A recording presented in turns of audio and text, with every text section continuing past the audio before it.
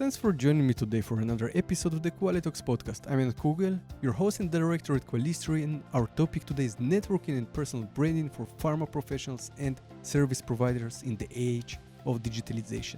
Today my guest is Rizgar Saltik, a partner and consultant at Sciential, a digital marketing agency that provides online marketing solutions for companies operating in life sciences and health. Rizgar will explain how to use LinkedIn to grow a powerful network. You will also learn how to build a personal brand and utilize your connections and influence on LinkedIn to grow your career or business. So let's get to it. Rizgar, welcome to the Qualitox podcast. Really cool talking to you, and we have a quite interesting topic today, which is quite different from what I usually talk about. Yeah. And the topic is marketing and branding, self-branding, personal branding for pharma providers and service providers, consultants, and small companies. So it's quite interesting. And this is something that you are right now doing for your living. You're helping companies, also bigger Yeah. companies, also pharmaceutical companies to get heard, right? So what Yeah. is your Exactly. experience in the field? So my experience basically is digital marketing. So marketing is very broad. What my team does is digital marketing. So really content creation and advertising online.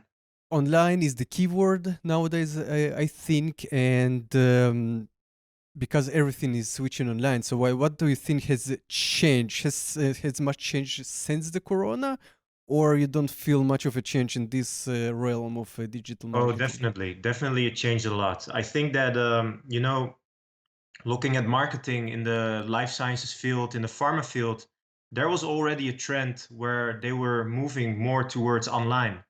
Yeah, definitely. The COVID crisis has accelerated that because at some point we were all at home, and companies needed to reach their potential clients and their partners. So yeah, I think definitely a lot of companies shifted more towards digital marketing in that period. Do you think it's also will stay like this, or we will see a setback as soon as the corona crisis is over, or have you got used to it?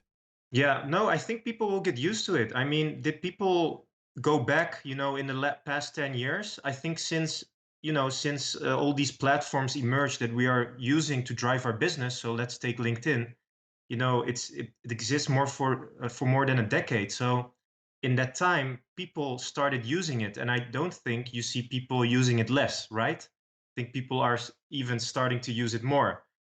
Same happened for Corona. People and companies that weren't using digital marketing tools have been using it, and you know, for everyone, the results are great.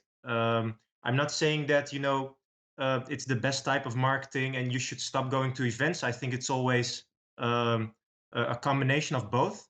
But no, I don't think people will use it less in the next period. Right. So, from my personal perspective, I already forgot what Facebook is, because since I started using LinkedIn, I find it much more intriguing and interesting, because sometimes you had enough of kitten videos and you want to have a conversation on a different level with professionals with who care about the same goals and have the same vision, and so on. So I think LinkedIn is a really powerful tool, and I think many people are starting to change the way they're using it, and change their habits with it, because I think Facebook people use like 5 days per day, and LinkedIn was like 2 or 3 times a week. But now I Yeah. think it's changing, right?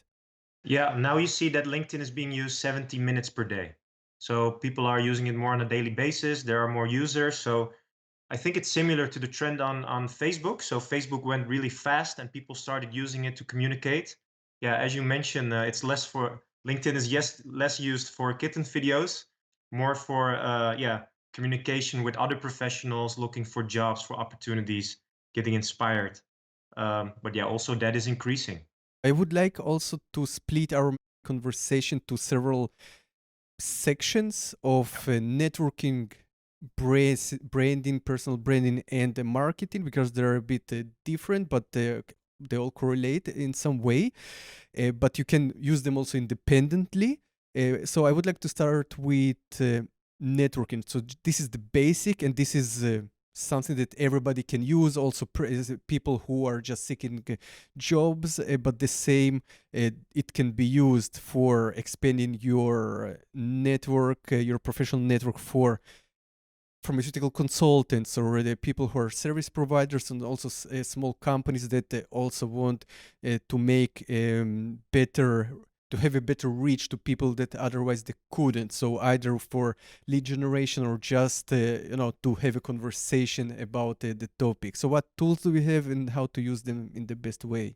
Yeah, I always like to start with LinkedIn because it's the most used platform. It's where the most professionals are active. So I think it would make sense to definitely focus on that one. Yeah, so what is networking, right? If we just look at it from another perspective. So how did we network before LinkedIn? You would go to an event, or you would maybe call someone or send an email or a letter. You approach that person because yeah, you want to get engaged. Maybe you want to do business with that person. Maybe you have something to offer. Maybe you want something that you can learn from them or teach them. um, I think in LinkedIn it's similar, right? So what you do is you find connections that are sometimes out of your network, and you ask them to connect. What I see that works really good is, instead of just connecting without saying anything, what a lot of people do is really to type a personalized message and explain just in one sentence who you are and why you would like to connect. So for example, you can say that you work in the same field, you were interested about a certain article that that person has published, and you would like to get in touch. So then you're in each other's virtual network. Of course, that's less personal. Let's say it's a bit different from going to an event and actually approaching someone. But again, in similar way, you can send someone a message. Um, what I see a lot is LinkedIn really being used for business, as in people have something to offer and they contact that other person. But people forget that you can also just use it for networking. Say, look, we work in the same field. I see that you work on this topic. Me too. Maybe we should just have a coffee for 10 minutes. Um, I think it will become more normal now that people are using more LinkedIn. You see that people are more comfortable also doing these type of things. Another type of networking is engaging with each other's posts. So people share their experiences and they share their milestones on LinkedIn, right? Because if you reach a certain product development milestone, or your company is expanding, or you open a new office in a different country, you share this on LinkedIn. So what people do more and more is also react to that. They say, "Oh, that's great. We're also moving towards moving to Germany," or "Yeah, I really like this new step, and I hope you'll get your product launch as soon as possible." So that's again reacting to each other and commenting on each other's posts. But it's also a start of networking, because what we also see is when people do that, other people join the conversation, and if they think the type of reactions you give are interesting to them, they might also add you. um, so those two really, let's say, cold approach, adding someone on LinkedIn and connecting with them, but also engaging with them by looking at interesting posts on your feed. And a third interesting way to network is also LinkedIn groups. So it's a similar trend as on Facebook, right? You saw a lot of groups emerging, and those groups, it's about a certain topic or an interest. And now, for example, you see in the biotechnology field, in the pharma field, also a young pharma professionals group, or a professionals group for people who are interested in pharma in the Netherlands or in Europe. So you have them in different ways. It doesn't really matter, but you can join those groups and really post something, introduce yourself and say what you're looking for, and maybe ask if anyone is interested to have a coffee with you. To summarize what you say, you should try to connect with people, to network with them, but try to take it to um, another level. Just don't just connect with them and forget about it. So try to take it in to a more personal level if you think it fits. Yeah. Right. So this is the main goal at the end. So LinkedIn, it's not a policy, but they encourage you not to connect with people who you don't know. Yeah. right? And recently they even limited the amount of people with whom you can connect per week. So, what is your take on it? Do you think it's a smart approach, and should people only connect with whom they know personally, Yeah. or should they still make the reach longer and try still to connect people who they don't know but build real relationships? Yeah, no, that's a good question. Look, I'm very happy that they set up that limit of 100 people per month that you can add, because people were massively adding each other. And, I understand LinkedIn, it decreases the quality of their platform because people can send out mass messages. Um, so now people have to really look at who they want to connect with. The other question you're asking about what I think about LinkedIn's take on, yeah, really connecting with who you know, what is knowing each other, right? I don't think what they mean is that you really have to have met in the past. I think if you're working in a similar industry and you've heard of each other, or for example you see that that person works with an old colleague of yours, there are different ways to know each other and to be in each other's network. I think that's already a good starting point, and to being able to add a person like that. I think that it's really important. I must back you up with that because during this COVID year, I met so many people virtually, and we had a lot of virtual coffees together, such as with yourself and with many other great professionals around the world. And I think it is an amazing platform, and people should reach out to each other, but Yeah, they also should do it in such a way that is not spamful, right? exactly. And it should make sense.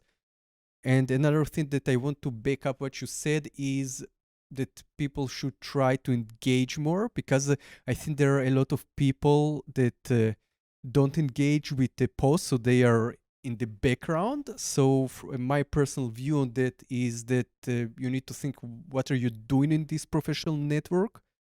And if you want to get noticed, you should engage with content, because Exactly. because our community is small at the end. It's a pharma community is a niche, and at the end, many people who share posts and engage with posts are they know each other, and at the end, if you react with the post, you get also noticed, also on a professional level, even if you just work in a company, or but especially if you're a service provider in some way, you should engage with people Of post course.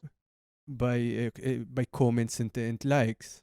And I also think, to add something to that, it's indeed a great point. Also when you want to connect with someone that you might not know directly, but as I mentioned, that you know them through a colleague or through the industry, it's also about giving value. It's not about adding someone, connecting with someone on LinkedIn, and expecting that they will give you a job or they will do business with you. You really have to give value. And what you said about engaging, I think that's also about, that's value, because you give your opinion about something. You show the appreciation of someone posting something. Maybe you can share your insights under that certain post that is related to that. So definitely, whoever wants to be successful on LinkedIn, I think they should also take into account, how can I give to that person that I want to reach, that I want to connect with, before I ask something. Exactly. No, this is 100%. So from my personal experience, I get a lot of messages from people, and some of the people I know, because even if not personally, even if we are not yet connected, I see that they're engaging with my post. They like my post. I see them and I acknowledge them. I know who they are, Yeah, and exactly. then I get a message from them, and then they ask me some questions or some guidance or some advice, and I'm happy to help, because I know, okay, you are in some way you're a friend of mine, because you Yeah, know exactly. me, because we know each other, we have some kind of relationship, Yeah, you're building a community, right? That person is now part of your community. Yeah, exactly. And then sometimes I get messages from people who I never heard of, and the message is simple: please mentor me, or help me with that, and I was and of course, this is not the way to do it. I Yeah. think you can especially agree on that. So it doesn't matter what you do, it's better, to grow as a community, because you know, on LinkedIn, and on average, when you have 2% engagement on your post, it's already considered good from the percentage that you see it. And I think in our business of the farm, I think it's even lower, because I see, um, I follow different groups also in marketing, etc. So I see how different types of people from different communities engage. And I Yeah, think in pharma, it's still not there, and people can do more to definitely. engage. This is a very interesting point you name, because I have a life sciences background. I studied neurobiology, science and business management, worked as a consultant. So really everything I did in the past 10 years was within the life sciences industry. Yeah, one of our partners at the company, who is the original founder, he's from marketing. And indeed, we noticed the cultural clash, let's call it that's maybe too extreme, but yeah, types of engagement or behavior on LinkedIn for him was a bit too much for the pharma field. So we really had to find a way how we can step by step, yeah, show also our community how to engage more on LinkedIn without them, of course, feeling uncomfortable, because it's a process. Exactly. It's a process. And I think some people, especially in our community, are reserved for some reason, but they need maybe to feel a bit more free to engage into conversation. But To why is that? Why do you think that is? From one side, I think that maybe some people don't want to say something wrong, maybe, Yeah, and get accused of saying something that is wrong. Maybe they're a bit shy on the technology yeah, side of things. yeah, Maybe they still don't also understand the importance of being heard, especially if they want to boost their careers, and so on and so on. So, what is your tip here? How should people overcome this fear of talking, or commenting, and engaging with posts? yeah. Yeah, that's a good question. I think step one is just being on the platform, right? Starting to understand it. So you mentioned there are people on the background. I think being on the background is a good step. So you download the app, you have it on your mobile, and whenever you have 5 minutes, just see whoever is saying something. And the great thing is you're already connected with people you already know. Those are colleagues, those are friends, and you can start with them by congratulating them with reaching certain milestones or asking them questions.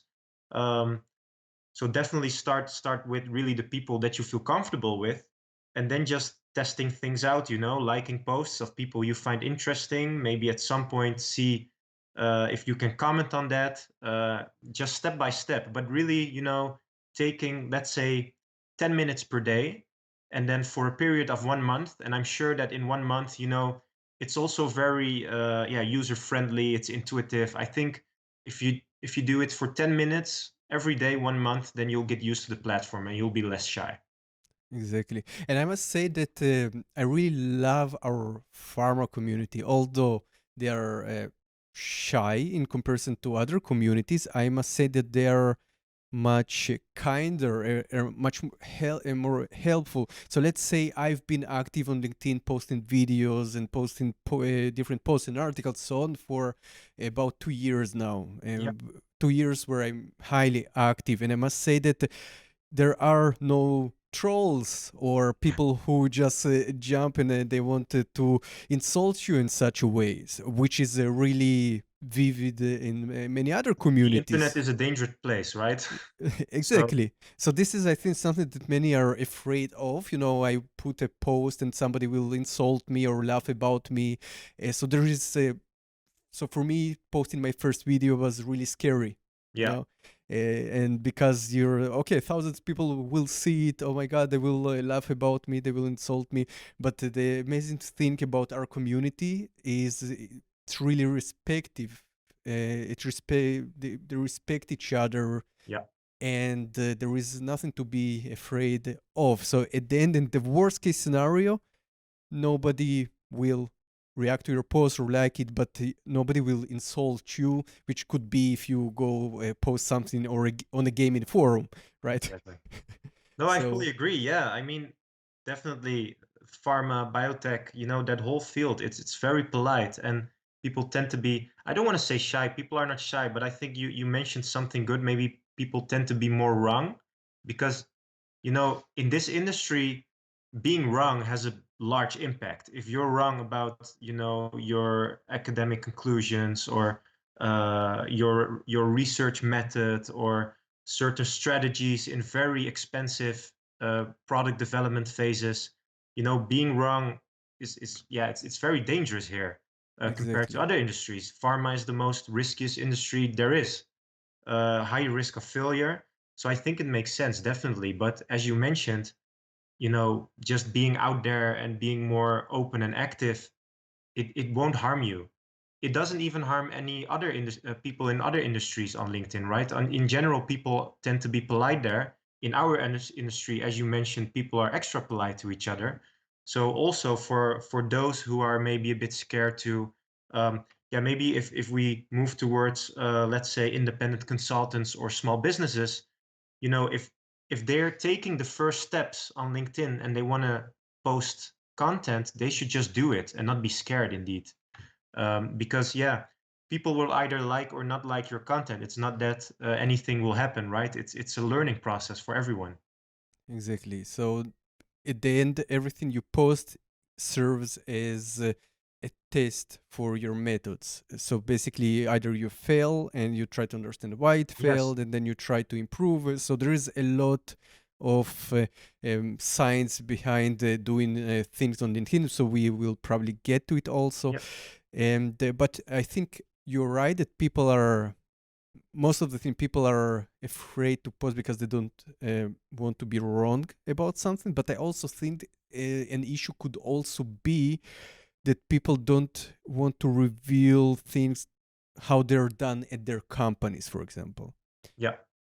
or being uh, blamed about revealing something that should have been, because not many people will go around and say, oh, our quality system is not that good, because they just don't want to voice it. So maybe this is one of the things why people are reserved. Yeah. And so maybe before we close this section Mhm. of networking, maybe you can give us some clues, some tips about things that people usually do wrong. Yeah, no, that's a good one. So I already mentioned one. If you want to connect with someone that you don't know yet, really use a personalized message, be respectful, explain why you are contacting that person. And also, don't expect things happening too fast. Really give value first. Maybe you can help that person. Maybe you can offer a free call where give a free assessment, but definitely don't push people. I think that's a large mistake. Um, yeah, really, it's not about mass, it's also about quality. So I think also in the age of followers and connections, people may be focused on how many people but I think quality is also important. Rather connect with 10 people you think are very valuable to you, and you can also provide value, than doing this en masse. Yeah, I think those are some important things. Thank you for those tips. So I think that's absolutely correct. And I think now we can go to the next step, which is personal branding. And I think personal branding is the next step of networking, which is not only actively approaching people, it is basically being noticed in order to allow people to approach you in some way. And this is a higher level of networking, right? And of course, people should first try and learn the system and understand how to network correctly, and then go to the next stage, which is the personal branding. So, what is personal branding, and why it is so important nowadays?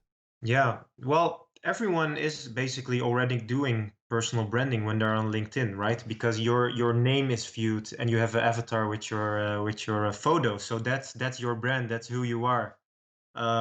Yeah, why is personal branding important? If you want to, yeah, have a larger network, if you want to have better career opportunities, if you want to build your business, it's good if people know you.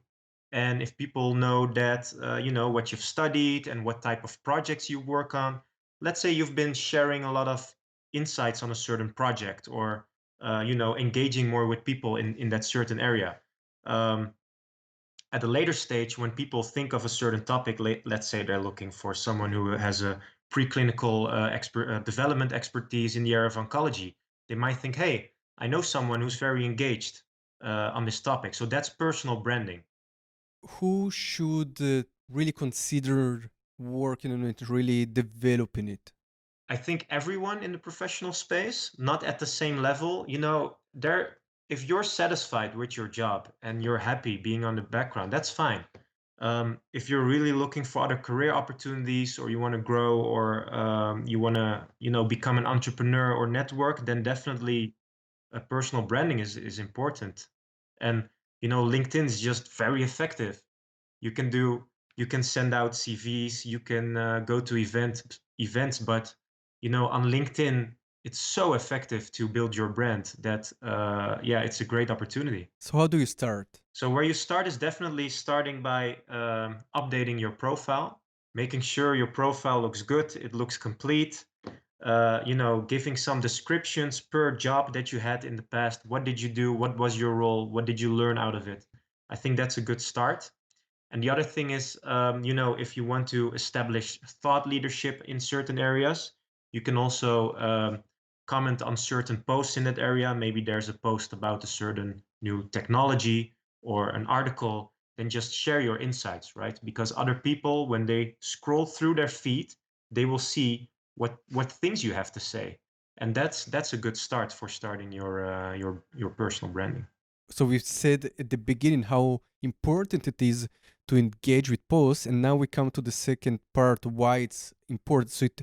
So first of all, it supports the creator. So let's say you like the post, right? So you Yeah, like, somebody posted something, you yeah, follow this person, you liked it like personally. So first of yeah, all, by engaging with it, you give this creator support and a good feeling inside. Okay, exactly. and now he knows, okay, somebody is interested, I will post more of those. Because if, first of all, if you won't do it, probably this person won't share anything, because he'll say, okay, nobody cares, and then Yeah, you will lose on great content that maybe somebody was sharing continuously, and no more because you didn't react to it.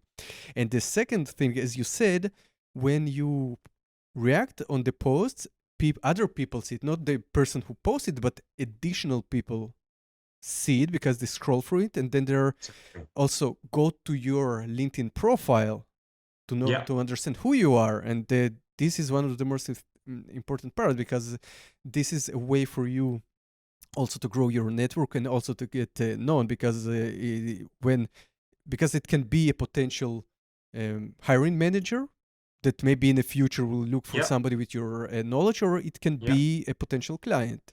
exactly, exactly. Well said. Yeah, Right. And the what would be the next step? So the first and the easiest part is just react yeah. to the post. So what would be the next step? The next step is posting your own content, and that can be anything. That can be, sharing articles that you found interesting about something that is happening in your field, a trend, or maybe resharing activities at companies that you think are important. Um, so that definitely. And then, yeah, if you go even further, really sharing, content about you. So who are you? Maybe you can, share a photo of you in your company where you tell a story about how you came there, or you can share a video about that story. So that would be the next step. Right. So those ones are tricky, right? So Yeah, there is the fine balance, right, between interest in content and there is this hashtag selfless self promotion, right? yeah, So nobody likes posts that are pure sales pitches, or even if it's about yourself. So I've been also testing a lot of content on LinkedIn just for interest to see what works, what doesn't, and it's really simple. People just don't want to see ads. It's just as simple, right? yeah, So just posting something boring won't get you anything anywhere, right? So so you said something really important. Tell a story, right? Exactly. So Yeah. how do you do it? So what can you give an example of something simple that one can also attach a meaningful story to it?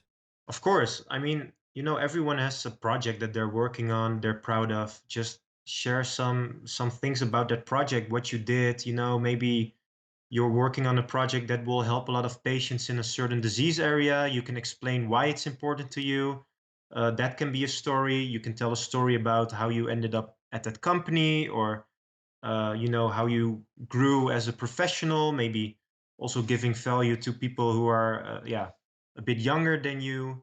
um, so yeah, there are a lot of things that you can write a story about. I think it's important to really look at what am I interested in, what am I proud of, and what am I willing to share with others.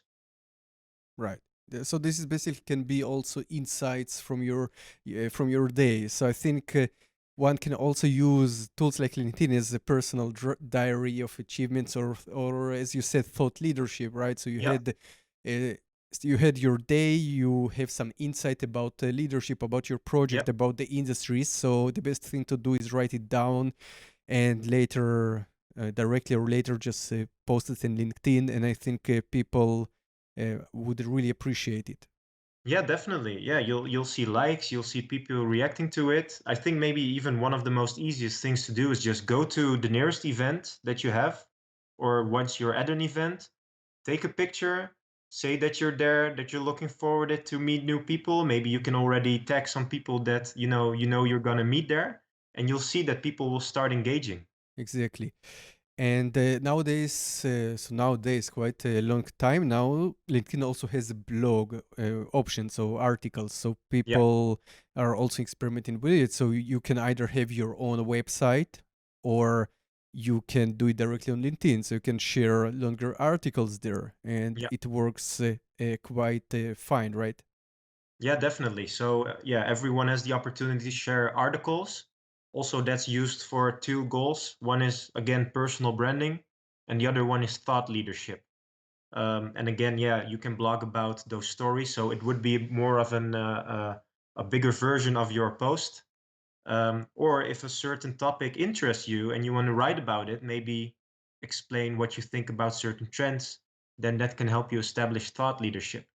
And I would advise, because it can take a lot of time, and maybe people don't have to overcomplicate it. Really go to the subjects that you feel comfortable with. Even if you think that another topic is maybe more interesting, I think it's really important to choose something that's more related to your field of interest. um, and then do that once per month, and you'll see that 2 hours of writing per month will produce one nice article. And yeah, that's also definitely a big boost for personal branding. Yeah. Exactly. So one can make a diary and then later post some short stories every couple of days. So, from your perspective, how often should a person post on LinkedIn? I would say 2 to 4 times a week, and then see, if 4 times, you feel like people maybe are not reacting anymore, then you can go back to two. Or maybe if you're doing 2 posts per week and you see a lot of people engaging, then you can scale it up. But I think, between 2 and 4, that those are good numbers for personal branding. Okay. And how does personal branding connects with small service providers in pharma? Is there a correlation here? How would it work? Correlation, yeah, I think definitely relationship to keep it safe. Correlation, not sure, but there's definitely a relationship. Why? Because you can promote your business to someone or to a whole field or your target audience, but there needs to be trust, and there's no better way to build trust than doing it through your personal profile. So at the end, people want to do business with people. So at the end, we are Exactly.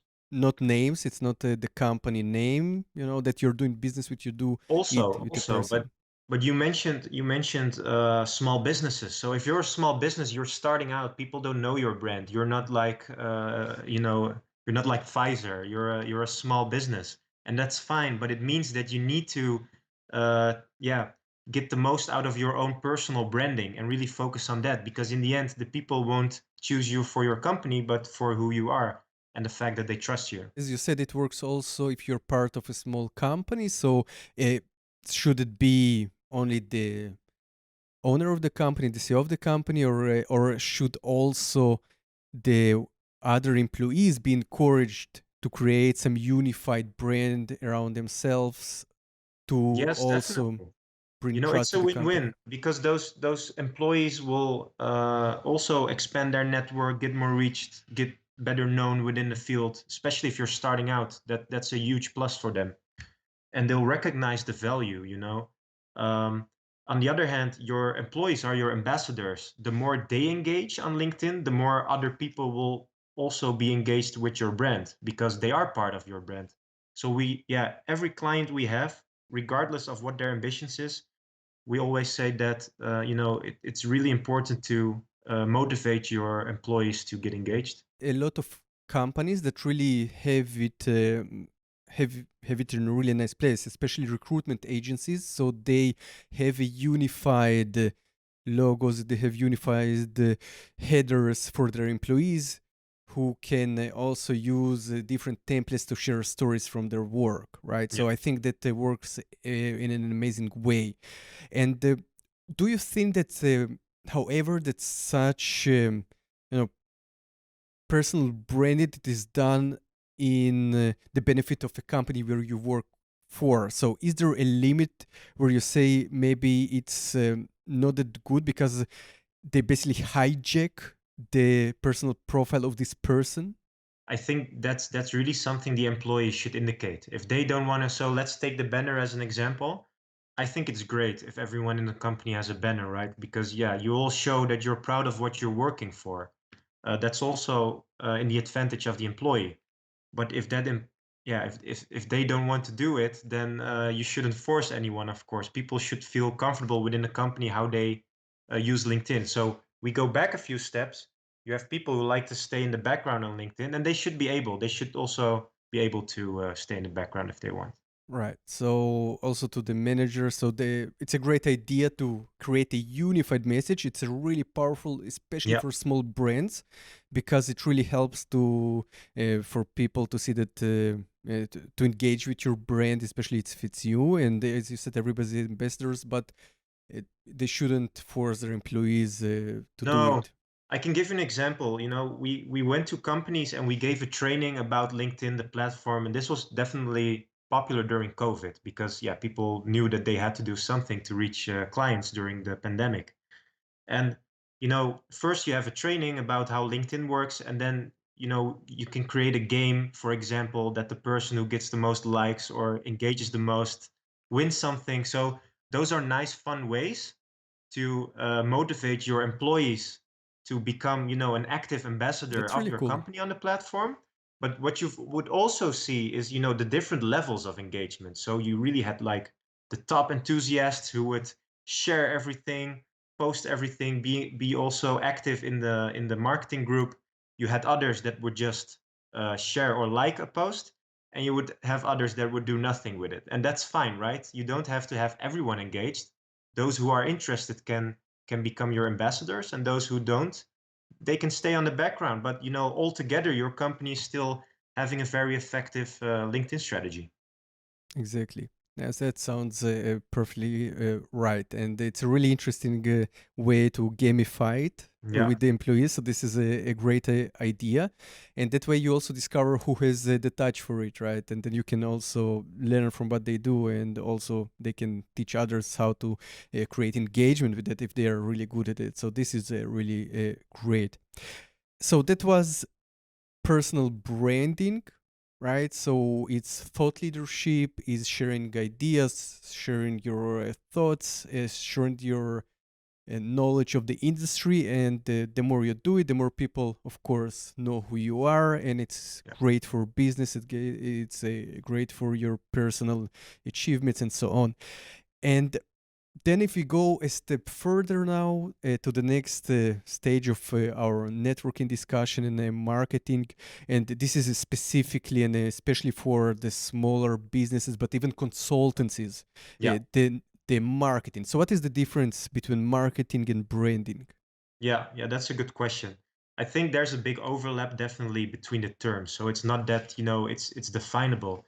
Definitely marketing is making sure your product reaches the market, that you convince your clients to purchase your product or to promote it. Branding then again is more towards promotion. It's all related to each other. Um, so, for example, we help people with branding campaigns where you want people to know what you offer and what you can do for them.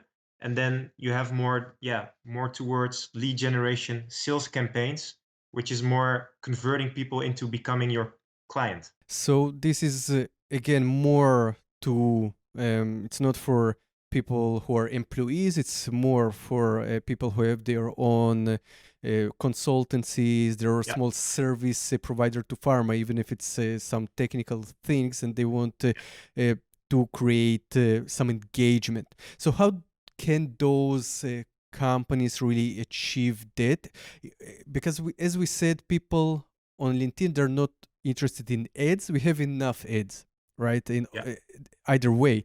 So how can you do good marketing without being So imposing? why wouldn't people be interested in ads? What type of ads do you mean? So if you don't share stories, you just post, okay, I have this product, Yeah, buy it, right? And yeah. if you just post it, you So by won't. ad, you mean really the offering. So this is the product, this This is is the the price that you. product. This is the price, Yeah, right? So people may engage with it, but it's not on the same level as they would engage with thought leadership posts or exactly. right. So this is a completely different level. So we have, for example, huge influencers, right? So Yeah, they make a lot of money from selling products, but they never mention their product when they do it, right? So exactly. it's really subtle, but not everybody can do it because you really need probably hundreds of thousands, millions of followers to really achieve this success where you just post videos about kittens, everybody likes them, but then somehow they from those million 5% check your website and they buy something, right? But Yeah, you not everybody has this no, exactly. luxury, right? Yeah. So how do you still do the marketing in a fine way without irritating your network? Yeah, that's a good question. Well, we go back then to providing value. I think, for small businesses and independent consultants, maybe you definitely have your personal profile. That's where you do your personal branding. That's where you do your networking. On the other hand, I think it's also important to have your company page in place, because what you mentioned, you can do a bit more of personal branding on your personal profile and a little bit more of selling on your LinkedIn company page. Then again, yeah, you shouldn't just post your products or services, say, hey, this is what I offer every week, every day, because yeah, in the end, people don't care. First, you really have to provide value. This can also be just explaining how this product or service will help them, you know then you're selling the product, not directly as in you have to buy it now, but you're explaining why it works, and you really try to explain how it solves a certain problem of that person. And I would definitely start creating a lot of content on your company page about that. So you use your personal profile page to create trust, to build your network. From there, you try to invite people to like your company page. And on your company page, you post content about the value that your company gives to the field. So how does your product offering solve a certain problem?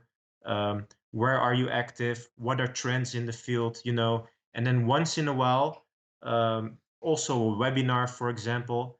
And then once people come to your webinar or they subscribe to your email list, I think that would be a better moment to sell something at that point. Yeah. So there are so many tools right now. So for the beginners, where can they start? So we have so many tools that are used also for building brands, building Yeah. trust, giving value. So we have LinkedIn as a whole, we have YouTube, we have personal Yeah. blogs.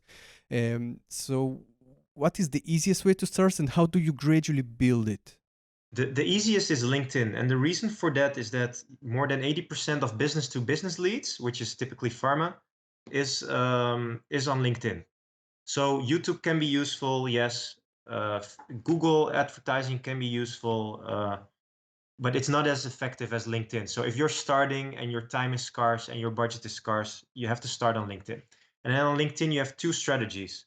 The first one is content creation and really building your community. So really posting interesting content on your company page for your existing followers and building followers. So you organically grow your community, of whom, some people might be interested at some point in reaching out to you for your product. And on the other hand, if you have the budget for it available, and ideally you do it together with building your community, you do advertising. So to summarize, where should you start? You go to LinkedIn and you start by posting on your page and building a community and by advertising. So it's the easiest, right? So you just need to think about how you give value. Again, it shouldn't be okay. Buy my product. It probably should be if you're let's say you're a consultant, right? So you Yeah. should tell a story about how you change the life of a customers Yeah. in a, not just in a way that you boast about it, but Yeah. how you did it, right? So what did you learn from it and what others can learn from it? And then if you also written a big blog post about it, you can tell them, okay, so this is the summary. If you want to learn more about it, go to my website and they read the whole story. It's still value. And then if they're interested in and they have a similar issue, they want more help, then they just contact you. Yeah. Yeah, definitely. That would be an example. But I also think that, it shouldn't be overcomplicated, because if you do an interview would be perfect, but you can only do maybe one interview per month, right? Because it's very time intensive.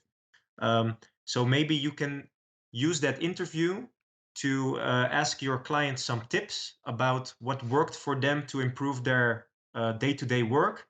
And you can divide those tips into different posts per week.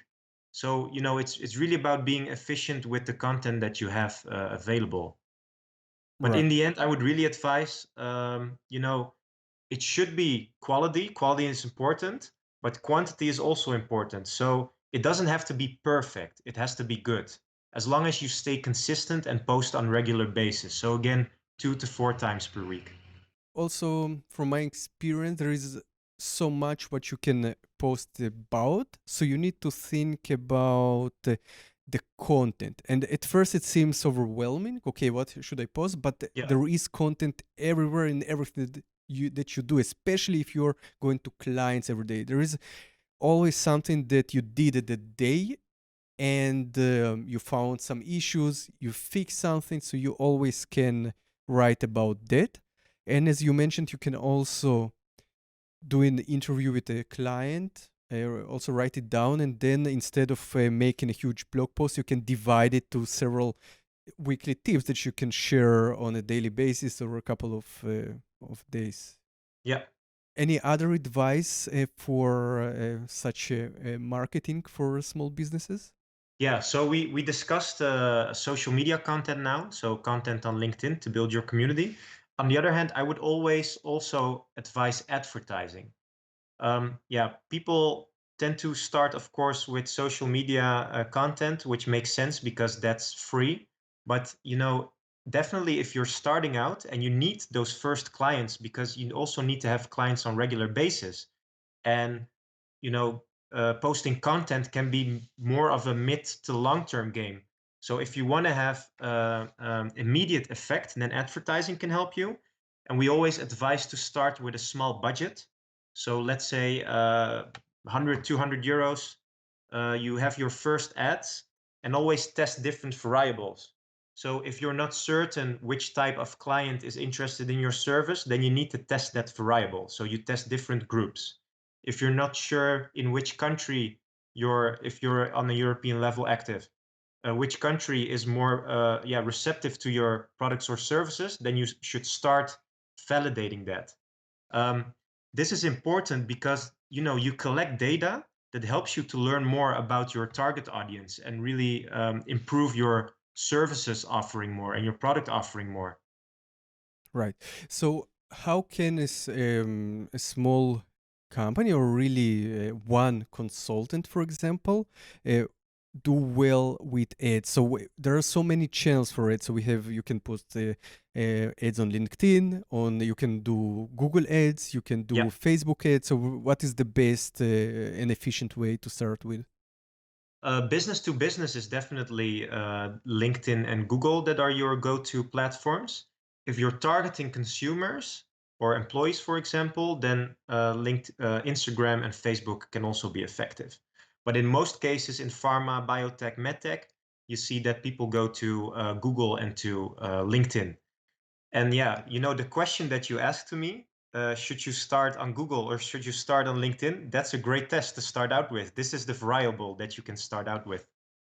Exactly, and see how it goes. So I see benefits for both. So with Google, you have a huge reach, and it's cheaper to start with Google. Yeah. Yeah. If LinkedIn is more expensive, but it has an additional chain reaction because you don't have only to post some ads. You can actually promote a post. So, for example, you posted a really good post, everybody liked it. You can also promote it, and you can choose who sees it. So, for example, you can target some uh, potential clients who just so you don't sell a product, you just help your potential clients see your personal branding, and then Yeah. they know who you are. They maybe Yeah. even follow you, right? Yeah. So this is, I think, also additional tactics here. Definitely, definitely. What we always advise as a first, so if you go to LinkedIn and you have your first ad, then definitely share a marketing asset. So with an asset, we mean either it's an article or it's a white paper or it's a video. Basically, you are offering free content, you are offering value, and in turn, you are requesting their credentials or their email address so that you can contact them at a later point. And this is fair, right? Because you are giving free content and then in turn you'd like to receive their email address. So that's always what we advise to start with. Of course, those small companies or consultancies, they really should have already a viable sales funnel or marketing funnel, because because at the end what you're saying, they should build a mailing list with this Yeah, information, and that's how they also collect leads. So this is again a great lead generator, just to create very good content. It shouldn't be something too simple, because at the end, it's the quality that matters, right? yeah, So if they don't see the value of it, they will unsubscribe and they will be mad at you. So you know, exactly.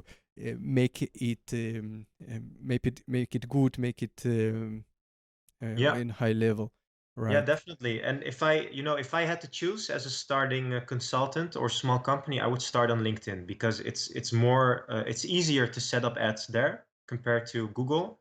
It is a bit more expensive, but on the other hand, you can really reach exactly the person that you want to reach. So if you want to reach executives of all pharma startups, then you can reach them through that. And the data is also amazing. You can, for example, if you place a video, you can see from which company people were more interested in your video. So you really collect that data again to maybe follow up with a personal message. Right. So that is a really great suggestion, because I think many people think that ads is for the huge companies like Pfizer. They don't No, understand that with a small budget of, I don't know, 20 euros or 50 euros, you can reach the right amount of people. And with LinkedIn, you can actually choose, I think, even in